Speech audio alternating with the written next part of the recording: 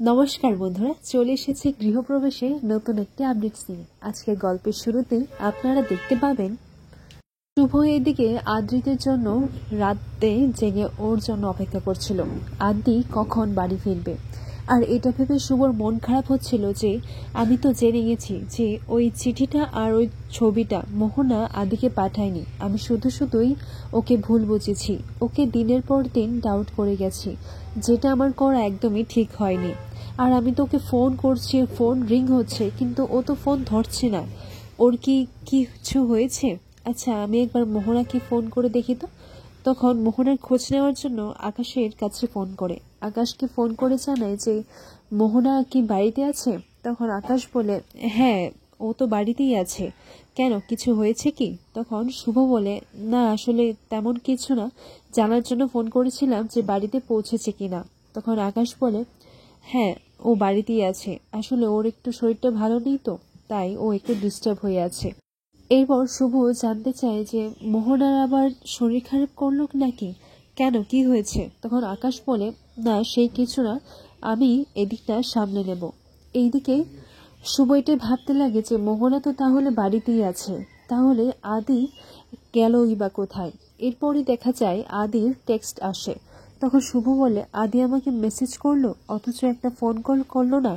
যাক বাবা, আমি না হয় একটা মেসেজ বা ফোন কল করে নিই। এরপর শুভ বলে, আমি একটা ফোন করে নিই, যতক্ষণ না আদির আওয়াজটা শুনতে পাচ্ছি আমার শান্তি হবে না।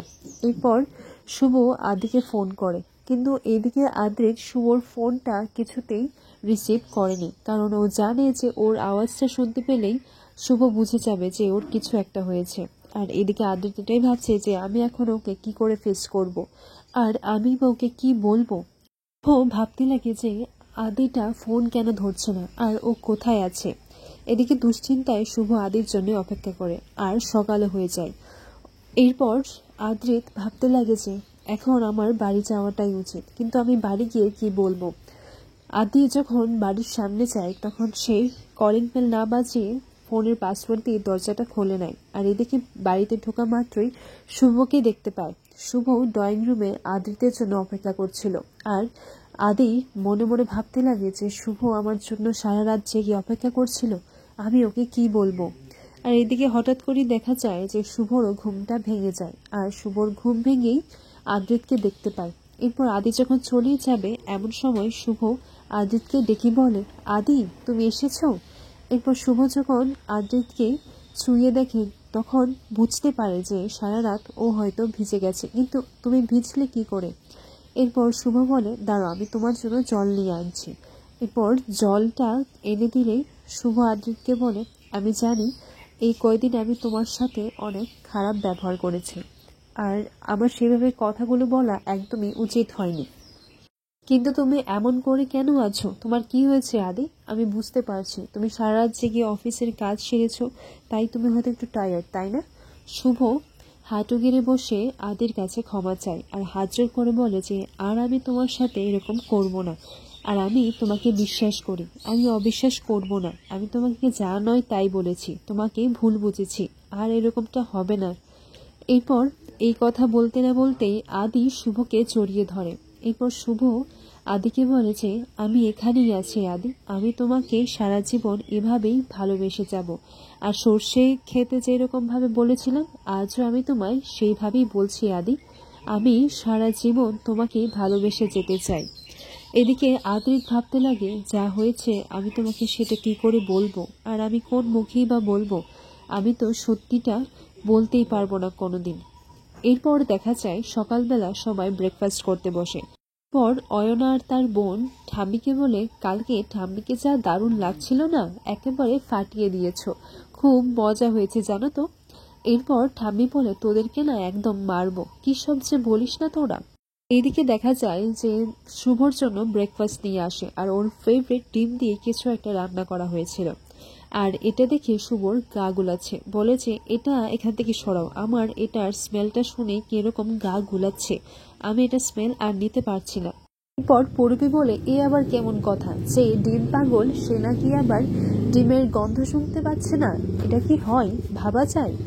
এরপর শুভকে বলে, আচ্ছা শুভ, তুই না বললি কালকে আমাদের কি একটা সারপ্রাইজ দিবি, তা সেই সারপ্রাইজটাতে নইলে তো মাসখানেক বাদে আমরা সবাই এমনি তোর সারপ্রাইজটা দেখে ফেলবো আর ধরাও পড়ে যাবে। এরপর শুভ বুঝে নেয়। এরপর শুভ ঠাম্মিকে বলে, তুমি কি করে জানলে ঠাম্মি? এরপর রূপস আর এইদিকে রঞ্জনা বলেছে, আচ্ছা তোমাদের মধ্যে কী সব কথাবার্তা হচ্ছে বলো তো? সারপ্রাইজটা না দিলে 2-1 মাস বাদে বোঝা যাবে, সেটার মানেটা কি? তোমরা একটু খোলসা করে বলো তো কি হয়েছে। এরপর ঠাম্মির এটা মনে পড়ে যায় যে আগেও রান্নাঘরে শুভ যখন কাজ করছিল তখন শুভর হঠাৎ করেই মাথা ঘুরে যায় আর তার শরীরটা তার গা গোলাচ্ছিল, আর তখনই ঠাম্মি বুঝতে পারে। আর ঠাম্মি বলে, আমি তো সেই দিনই বুঝে গিয়েছিলাম, এখন তোরা সবাই বল। এরপর রূপস বলে, আরে তোমরা কি সব বলছো বলো তো? এরপর ঠাম্মি বলে, আরে আমাদের বাড়িতে নতুন অতিথি আসতে চলেছে, শুভ প্রেগনেন্ট। আর এটা শুনে সবাই খুশি হয়, বলেছে কি এটা তো দারুণ ব্যাপার, শুভ সেকেন্ড টাইম মম হতে যাচ্ছে। আর এই খবরটা শুনে সবাই ভীষণ খুশি হয়। এরপর ঠাম্মি বলে যে আমি কিন্তু আগেই বুঝে গিয়েছিলাম, কিন্তু অপেক্ষা করছিলাম যে তুই কখন আমাকে এই কথাটা বলবি। এইদিকে দেখা যায় যে শুভ লজ্জা পেয়ে সেখান থেকে দৌড়ে চলে যায়, আর সেবন্তী এসে বলে যে বাবা, তোমরা সকাল সকাল এত আনন্দ হই হুল্লোড় করছো, আর শুভটা এভাবে দৌড়িয়ে চলে গেল কেন? তখন পূর্বী বলে যে আরে সে যাবে না। তখন সবাই মিলে বলে যে তুমি তো ঠাম্মি হতে চলেছ আবার। এরপর সেবন্তী বলে, ঠাম্মি হতে চলেছি? এরপর পূর্বী বলে, হ্যাঁ বর্দি ভাই, শুভ তো প্রেগনেন্ট, ও আবারও মা হতে চলেছে। এই কথাটা শুনে সেবন্তী খুশি হয়, কিন্তু হঠাৎ করে বলে যে ও তার মানে ও এই কথাটা আমাকে নিচে এসে বলতে পারলো না, তোমাদের সবার কাছ থেকে জানতে হয়েছে। আমি তো ওকে নিজের মেয়ে ভাবি, কিন্তু ও হয়তো আমাকে নিজের মেয়ে ভাবতে পারে না, তাই হয়তো বলতে পারলো না। কিন্তু সে যাই হোক, এটা তো খুব খুশির খবর। এরপর দেখা যায় যে আদ্রিতের মোহনার বলা সেই সমস্ত কথাগুলোই তার কানে বাজতে লাগে, আর এটা সে ভাবতে ভাবতেই হঠাৎ করে ঘুম থেকে উঠে পড়ে। এরপর ঘুম থেকে উঠে তার কাছে শুভর প্রেগনেন্সি নিউজটা দেওয়ার জন্য অনেকগুলো জিনিস সাজিয়ে রেখেছিল, আর তার মধ্যেই সারপ্রাইজটা দিতে চেয়েছিল, কিন্তু এইগুলো দেখে আদ্রিতের একটুও ভালো লাগছিল না, ও খুব আনইজি ফিল করছিল। এরপর এই সব জিনিসপত্র ফেলে দেয়, আর তখনই শুভ এসে বলে যে তুমি কি করছো এসব আদি, আর তোমার কি হয়েছে, তুমি ঠিক আছো তো? তোমার শরীরটা এমন কেন লাগছে বলো তো? আদি, তুমি এইসব কেন ফেলে দিলে বলো তো? তুমি কি খুশি নও? তখন শুভ আদ্রিতকে বলে, আচ্ছা তুমি কি খুশি নও এই বেবির বিষয়টা নিয়ে?